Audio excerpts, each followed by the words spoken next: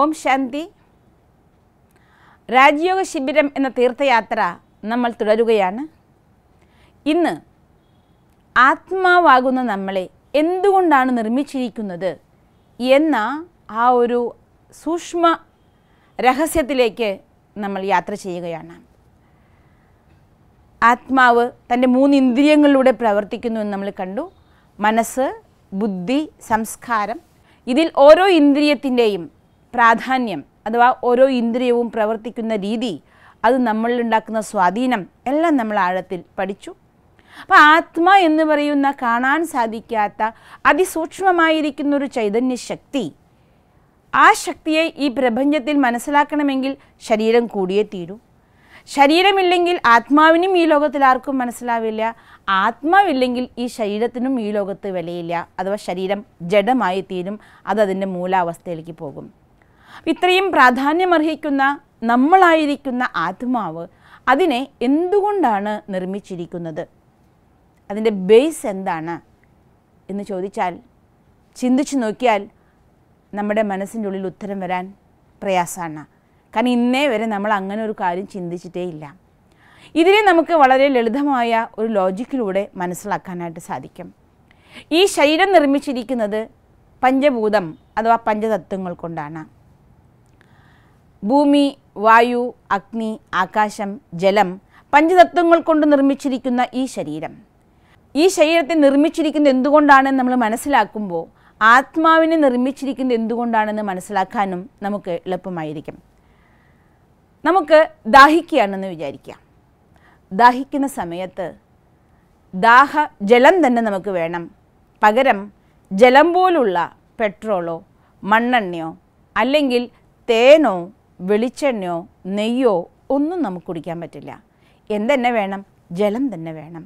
ദാഹജലം എന്നാണ് പറയാറ്. എന്താണ് വാസ്തവത്തിൽ നമ്മൾ ദാഹിക്കുമ്പോൾ ജലം തന്നെ വേണമെന്ന് വാശി പിടിക്കാൻ കാരണം, അഥവാ നമ്മുടെ ബോഡി ആവശ്യപ്പെടാൻ കാരണം?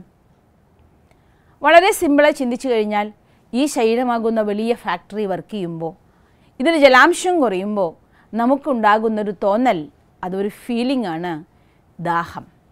അതുകൊണ്ട് എത്ര ജലം വേണോ അത്ര ജലം നമ്മൾ സ്വീകരിക്കുമ്പോൾ മതി എന്ന് നമുക്ക് ഉള്ളിൽ നിന്ന് ഒരു സംതൃപ്തി തോന്നുന്നു, മതി എന്ന് നമ്മൾ പറയുന്നു. അപ്പോൾ ശരീരത്തിന് ജലാംശം കുറയുന്നത് കൊണ്ടാണ് നമുക്കുണ്ടാകുന്ന ദാഹം. അതുകൊണ്ട് ജലത്തിന് പകരം മറ്റൊന്നും കൊടുക്കാനാവില്ല, ജലം തന്നെ കൊടുക്കണം. ഇതേപോലെ ഈ പഞ്ചതത്വങ്ങൾ കൊണ്ട് നിർമ്മിച്ചിരിക്കുന്ന ഈ ശരീരത്തിൽ ഏത് തത്വം കുറഞ്ഞാലും നമുക്ക് സ്വസ്ഥത അനുഭവിക്കാൻ സാധിക്കില്ല. ഏത് ശതമാനത്തിലാണോ നിർമ്മിച്ചിരിക്കുന്നത് അതേ ശതമാനത്തിൽ അതുണ്ടെങ്കിൽ മാത്രമേ നമുക്കൊരു സ്വസ്ഥത അനുഭവിക്കാനായിട്ട് സാധിക്കുള്ളൂ. ചൂട് അനുഭവിക്കാറുണ്ട്, നമ്മൾ ഉഷ്ണം അനുഭവിക്കാറുണ്ട്. ഉഷ്ണിക്കുന്ന സമയത്ത് നമ്മൾ എന്ത് ചെയ്യും? ഫാൻ ഇടും.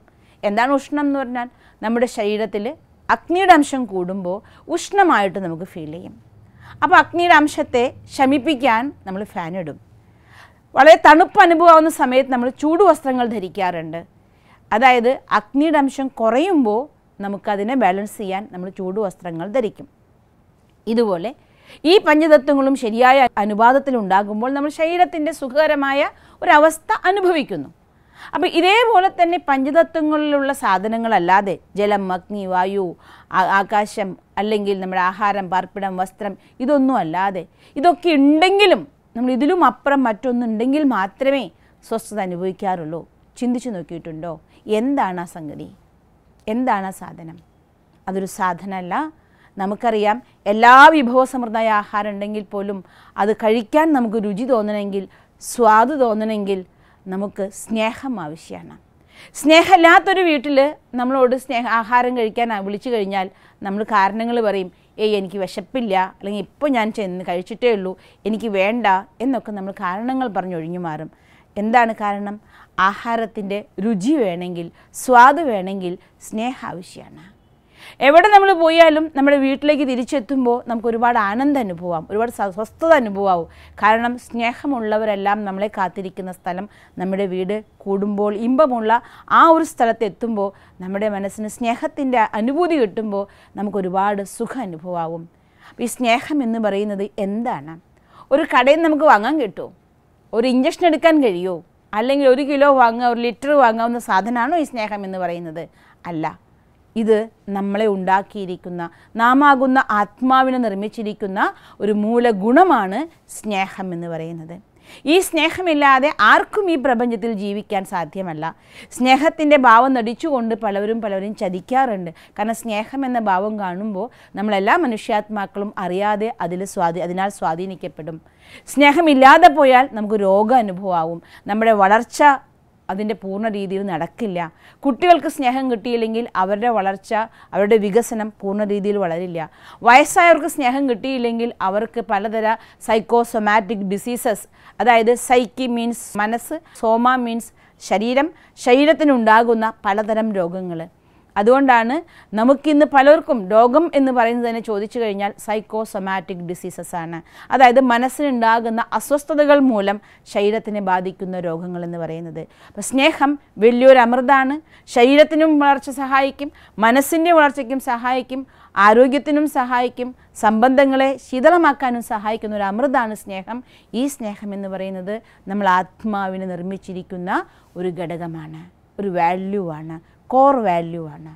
നമ്മൾ ആത്മാവിനെ സ്നേഹം തുടങ്ങി 7 ഗുണങ്ങൾ കൊണ്ട്, അഥവാ 7 മൂല്യങ്ങൾ കൊണ്ടാണ് നമ്മൾ നിർമ്മിച്ചിരിക്കുന്നത്. സ്നേഹം, ശാന്തി, ശക്തി, ജ്ഞാനം, പ്യൂരിറ്റി അഥവാ പവിത്രത, കരുണ, ആനന്ദം.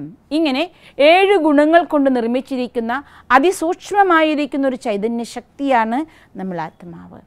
സ്നേഹം മാത്രമല്ല, അറിവ്. ഓരോ മനുഷ്യൻ്റെയും വ്യക്തിത്വം തന്നെ ആധാരമാക്കിയിരിക്കുന്നത് അവൻ സ്വന്തമാക്കിയിരിക്കുന്ന അറിവിൻ്റെ ആധാരത്തിലാണ്. അറിവിന് ജീവനില്ല, പക്ഷേ നമ്മളുടെ ജീവൻ്റെ ആധാരം അറിവാണ്. അപ്പോൾ ഈ അറിവ് എന്ന് പറയുന്നത് നമ്മൾ ആത്മാവിനെ ഉണ്ടാക്കിയിരിക്കുന്ന മറ്റൊരു ഗുണമാണ് ജ്ഞാനം അഥവാ അറിവെന്ന് പറയുന്നത്. നമ്മൾ ഓരോ വ്യക്തികളുടെയും അടിസ്ഥാനം തന്നെ നമ്മൾ സ്വന്തമാക്കിയിരിക്കുന്ന അറിവിൻ്റെ ആധാരത്തിലാണ്.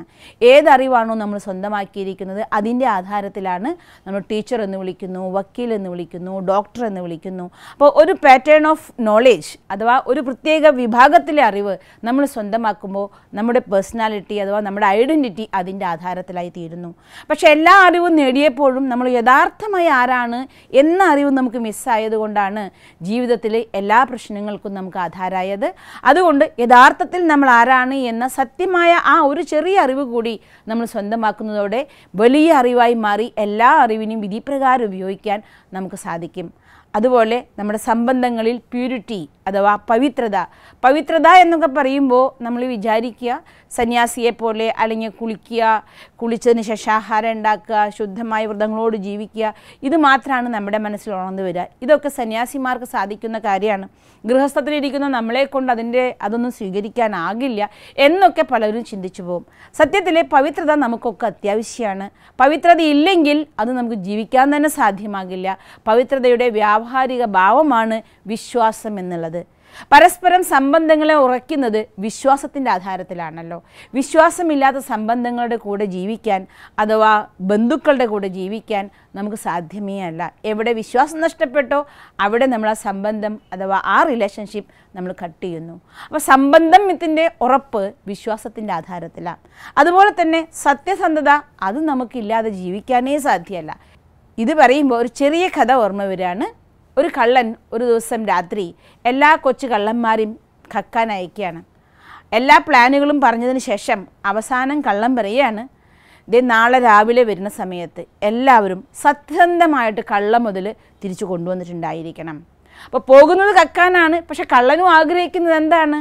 തൻ്റെ താഴെ വർക്ക് ചെയ്യുന്നവരിൽ നിന്ന് സത്യസന്ധതയാണ് ആഗ്രഹിക്കുന്നത്. അപ്പോൾ സത്യസന്ധത, കൃത്യനിഷ്ഠ, വിശ്വാസം തുടങ്ങിയ ഗുണങ്ങളൊക്കെ നമ്മൾ ഓരോരുത്തരും നമ്മുടെ ജീവിതത്തിൽ ഒരുപാട് ഇഷ്ടപ്പെടുന്നവർ തന്നെയാണ്. ഈ ഗുണങ്ങളെല്ലാം ചേർന്ന് ഒറ്റ വാക്കിൽ പറയുന്നതാണ് പവിത്രത എന്ന് പറയുന്നത്. പവിത്രതയുടെ വ്യാവഹാരിക ഭാവങ്ങളാണ് വിശ്വസ്തത, സത്യസന്ധത, കൃത്യനിഷ്ഠത എന്നൊക്കെ പറയുന്നത്. ഇങ്ങനെ 7 ഗുണങ്ങളിൽ ഏത് കുറഞ്ഞാലും നമുക്ക് ജീവിതം അസ്വസ്ഥമായി മാറും.